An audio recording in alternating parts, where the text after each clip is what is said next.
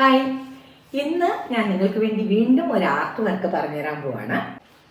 നിങ്ങൾ ഈ page share ചെയ്യണം, ലൈക്ക് ചെയ്യണം, കമൻറ്റ് ചെയ്യണം.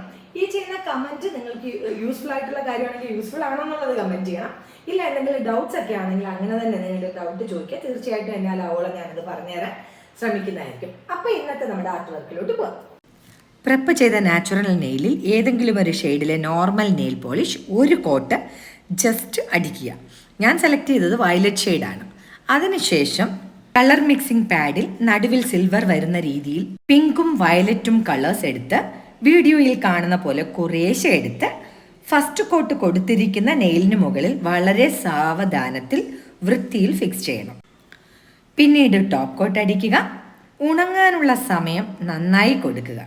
കഴിഞ്ഞാൽ അടിപൊളി simple nail art ready. Marble nail ആർട്ടിൻ്റെ ഒരു വകഭേദമാണിത്. എല്ലാവരും ഒന്ന് ട്രൈ ചെയ്യണം, അഭിപ്രായവും പറയണം. ഇതുപോലുള്ള കൂടുതൽ വീഡിയോസ് ഇനിയും പ്രതീക്ഷിക്കാം കേട്ടോ.